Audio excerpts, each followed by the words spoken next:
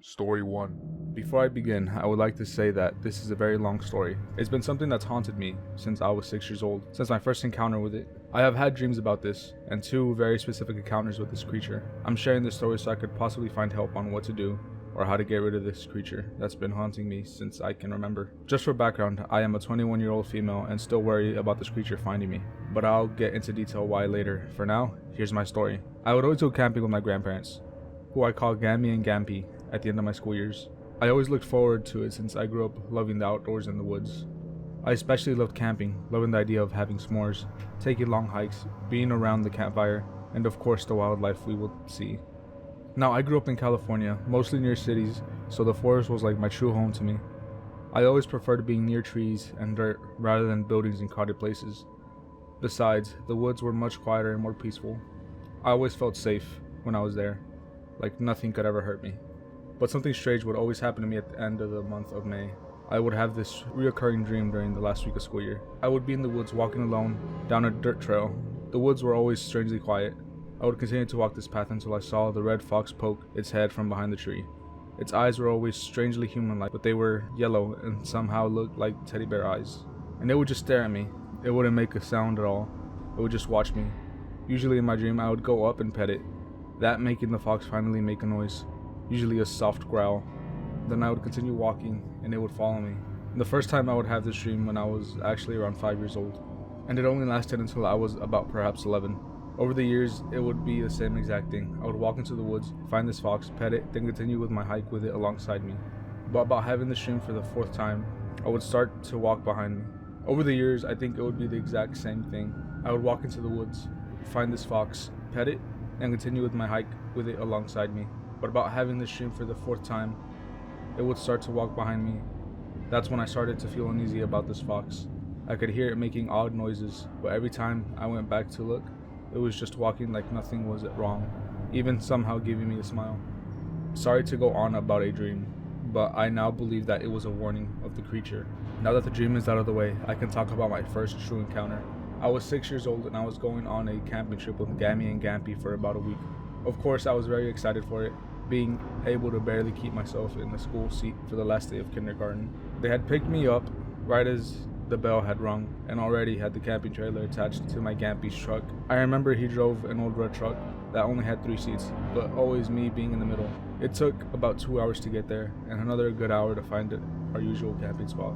It was deep into the woods and far from other people, as my Gammy wasn't too fond of being around other people while we camped. As they were setting up the camping trailer, I wandered along the campsite, loving to dig up the dirt for bugs. I had sat down on the dirt and started to dig, but I noticed how strangely quiet the woods were. It was never quiet, not even in the dead of night. I thought it was odd. Being only 6, I didn't think too hard about it. As I continued to dig up bugs, however, I thought I heard my Gammy call for me. She usually called me Sugar Booger, that being a nickname she gave me since I was born. That's what I had heard, but it sounded like she was very far away and somewhat sick. Sugar Booger. I looked up where I heard it come from, that being from the woods, but there was no way she was there, because she was still unloading stuff from the truck. Even at my age of 6, it didn't feel right, so I walked closer to my grandparents and stayed next to them. I soon forgot about my weird encounter, though, as we began to have fun. For the rest of that day, we played cards, sat next to the campfire as we ate dinner, and stared up at the stars. I always loved seeing the stars, there never being anywhere where I lived. We started to get sleep around 9 p.m. I believe, and we started to get ready for bed. There were bunk beds that me and my Gammy would sleep on, keeping our luggage on the top bunk, and we would sleep on the bottom bunk. Due to Gampy's snoring, he would sleep on the couch of the trailer. I would always sleep next to the trailer window, just in case I couldn't sleep and wanted to look outside. I fell asleep pretty quick though, that being the last day of school and all. It was pretty exhausting. I remember waking up maybe hours later, it still being pitch black outside. It wasn't weird for me to wake up late in the night, since I always had sleeping issues. I rolled onto my side trying to fall asleep until I heard Sugar Booger. My eyes immediately shot open as I heard my nickname being spoken, but I knew it wasn't either of my grandparents. They were both asleep and never were known to sleep talk before. I started to feel this horrible feeling in my gut, like whatever I was hearing wanted to really hurt me. Even at the age of 6, I knew this wasn't normal. Then I started to hear tapping at the trailer window. It was soft, but loud enough for me to hear it. Tap, tap, tap. I just sat there, frozen in fear. I was trying to just brush it off as tree branches or rain, but I just knew that it wasn't it. I could tell that it was really someone or something tapping on the window. Then I decided to be brave and look. Big mistake. I pulled the curtain away to only peek, and all I saw were these large yellow eyes. They seemed glassy, yet not entirely real. They looked like giant teddy bear eyes, but cold and unwelcoming. I remembered in that moment, I panicked and quickly closed the curtain back up. Then I hid under the blanket, that being the only thing I knew to do when I saw a monster. I could feel tears falling down my face. I never had been so terrified in my life. I just curled up until my gammy side, clung onto her all night long. That damn tapping only getting louder and louder, persistent throughout the night. I don't remember falling asleep, but somehow I did. I do remember my Gampy waking me up around noon, saying how if I got up quick enough, we could still go fishing. I honestly didn't want to leave the trailer at all, terrified that whatever I saw that night before would still be out there. I did eventually go outside, but I was constantly looking around, horrified that whatever saw me last night would get me. My Gammy immediately knew I was scared and pulled me into a hug when she saw me, asking what was wrong. I did tell her what I saw and heard, and surprisingly, she believed me. The next thing I knew, she was telling my Gampy that we were moving campsites. It took a bit to convince him, but he did eventually start to back up and hook the trailer onto his truck. I was put into the truck so I could properly sleep, but I just couldn't. I kept feeling that I was being watched, thinking that every little noise was that thing I saw, and that if I closed my eyes even for a second, it would get me. My Gammy wasn't too far from me when I heard it again, but this time it was my actual name. Aliyah. In that moment, I have never seen my Gammy look so fast. She looked up into the bushes where we heard it, then to me. She then got into the truck with me and pulled me into a tight protective hug. I began to cry all over again, telling her how I wanted to just go back home. That's when Gampy got into the truck as well, since I was sobbing so hard to the point where I was coughing. He agreed we could go home. Started to head out the campsite. Still hurt that this trip had been ruined by something, but I still don't know what. That's when something in my head told me to look back. I slowly did so, feeling an ice-cold fear wash over me as I saw something. A red fox sitting in the middle of the campsite, sitting there with large yellow eyes, the same red fox from my dream, somehow curling its lips into an eerie smile. After that encounter, we never did go back to that campsite. We did continue to camp, but in more populated areas. I didn't tell my grandma what I saw, but she had told me to trust my gut. She never knew that I was sensitive to certain entities, and that would help me if I trusted it. Now this would be the end of the story, but I'm afraid that it isn't. There was more and more encounter I had with the creature, and it was much more terrifying than the first time. The second encounter was when I was 17 years old, many years later. By this time, I knew very well what a skinwalker was now, and I was still very paranoid every time I went near wooded areas. I still worried about seeing that fox, but I never really thought about it too much. Me and my two younger siblings were staying at a relative's house for Christmas, them living way up into a mountain area. I think they were my great aunt and uncle, but I'm not sure where they lived. There was no service at all, so unless we hooked up onto their Wi-Fi, we had no phones. I didn't mind the house, still loving the woods, no matter what happened. Although that night I hated how they didn't close the window curtains, making it easy to anything outside to see inside. But I did feel safe inside the house, knowing that they wouldn't let anything hurt us kids. Luckily it didn't snow where they lived, so we could go outside and run around. They also had this beautiful black lab, being about a year old, named Pam. She was very playful and normally wouldn't listen to anyone but Uncle. Although she was easily excitable, she was a good puppy. One of the days we were there, my little sister and our aunt went to the store for a nice girls' day. Although I'm a girl, I wanted to go hiking with my uncle and my little brother. We left pretty early since the hike we were doing was 4 hours of walking into town. It was a really chilly morning, but since we were doing so much walking, it felt great. We also decided to take Pam, it being a good way for her to get exercise and have fun. But maybe now we're into our walk, I started to slow down a bit, wanting to enjoy the beautiful forest. It was so peaceful, I could have honestly stayed there. But as we continued to walk, I started to feel something odd. I noticed how quiet the forest had become suddenly, hearing only our footsteps and my brother talking to our uncle. Pam noticed it too, her ears going straight up and growling softly. I started to pick up my pace to get next to my brother, worried that possibly a coyote or mountain lion was nearby. I knew though that they wouldn't be out at this time. even if they didn't walk near the roads. My little brother was only 9 at the time, and being the oldest sibling, my natural instincts to protect him kicked in.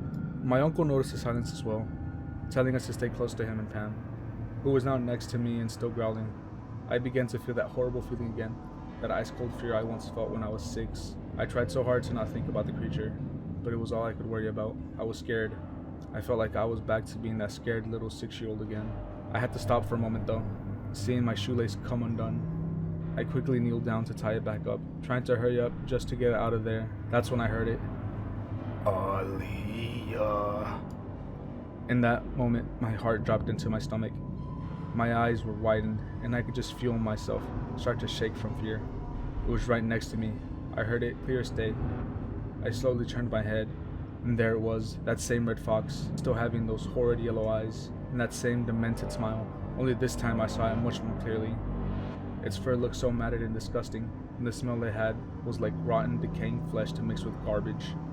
The limbs were much too long for a normal fox, the back legs bending completely the wrong way. Those eyes were still the worst thing about it, but now they looked emptier than I had remembered. I wanted to scream, to run, to cry, but I just couldn't. I was frozen, as I was too scared to even blink. Then I heard it speak again. This time, however, it had mimicked my little brother's voice. "Found you." Before anything else could happen, Pam suddenly jumped in front of me and started to bark like mad, snapping, growling so aggressive that it scared me out of my frozen trance. When I looked back, it was gone. I used that moment to run to my brother and uncle, who didn't see what I saw as they were too far ahead now, but I heard my uncle start to pray and sing the song under his breath, keeping my brother and myself close to him. I was just too scared to even look back, so I just kept my eyes on the ground and refused to stop walking. Pam had stopped barking, but she was still loudly growling and never left my side as we continued our hike. My little brother was a bit worried, but he thought it was a coyote. When we finally made it to town, my uncle had called our aunt and told us to pick us up, saying something about how it wasn't safe for us to walk back. Thankfully, she did come to get us, but she was so confused since we talked about the hike for days. On our car ride back, Pam never left me alone. She was right with me the entire time. She knew that thing was after me, and she protected me. I was grateful that she was with us, but who knows what would happen if she wasn't. When we got back to the house, I was talked to by my uncle and aunt. I once told them what happened and what I saw. They started to pray and check all the locks were shut tight. My aunt putting something around the doors. I now believe that was probably ashes, but I never did find out. Unfortunately, this made our Christmas vacation cut short, as they were worried that I was not safe while still in the woods. We had to be taken home the next day, then making an excuse of how there was an emergency with a friend and that they had to help them out.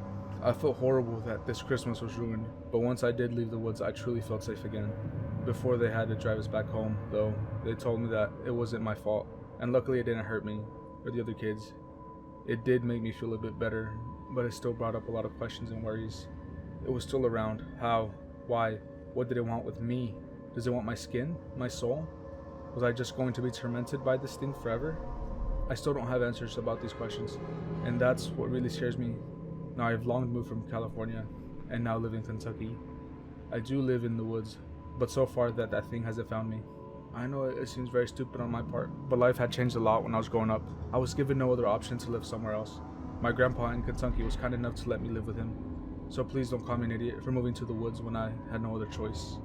Anyways, while I am happy it hasn't found me, I'm still worried that it could still find me. Is it still hunting me? I'm not close to anyone who knows truly on how to get rid of this thing, and that's why I'm telling my story now, so I can possibly find help. So please, if there's anyone out there who does know, help me. Story 2. Before I tell my story, I'm going to tell you about the town I lived in at the time. This was about 20 years ago now, and at the time there was a whole thing about people disappearing. Strangest thing was, it happened during the day.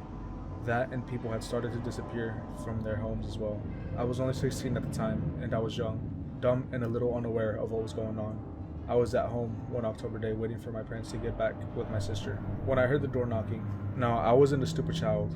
I knew better than to open the door to strangers. So imagine my surprise when I saw that my mother was on the other side of the door. I was about to open the door when she spoke. The voice sounded like my mother, but also sounded wrong. I don't know how, but it felt off, like rotten eggs mixed with necrotic flesh. I ended up throwing up right there. She said, "Open the door, dearie. Don't keep me waiting," in a soothing voice, or what was supposed to be soothing. She knocked on the door again, and I stepped back. Not entirely sure what was going on. I tried to call out and speak, but I couldn't form any words. Instead, I found myself wanting to walk over and open the door. Before I could, however, a pair of headlights blinded me through the glass that separated me from the mother imitation that looked at me. I woke up the next morning with no memory of what happened. I only know now because my parents told me everything. I apparently told them everything before blanking out. They never saw that thing standing out by the front door, just me standing and looking at it. Story 3.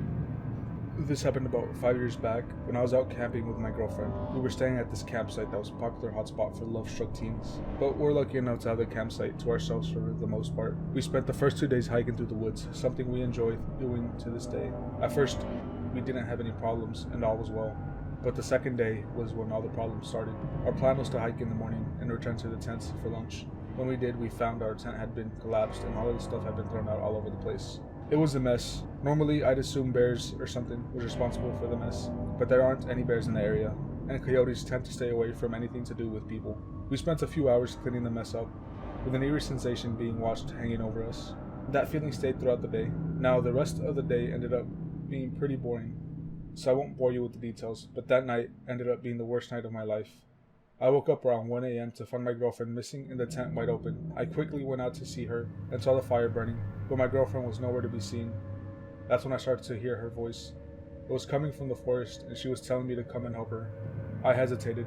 It sounded like her, but something felt off. The voice seemed to drift off, and I stood there as growling replaced the once familiar voice. I wanted to run away, but I wanted to find out where she went. I knew what I had to do. I had to go after her. I don't remember what happened after I decided to find my girlfriend. I woke up in a mental institute with no memory of what happened, but they informed me that they found her mutilated body not far from the camp. I woke up in a mental institute with no memory of what happened, but they informed me that they found her mutilated body not far from the camp. I had been found next to her, weeping and crying, muttering something. I get out tomorrow despite pleas from her family. I can't say I blame them. Hey guys, thanks for watching the video. If you enjoyed, subscribe, like, and comment. It really helps us boost the video up. Anyways, make sure to check out the Horror Highway podcast. See you in the next one. Peace.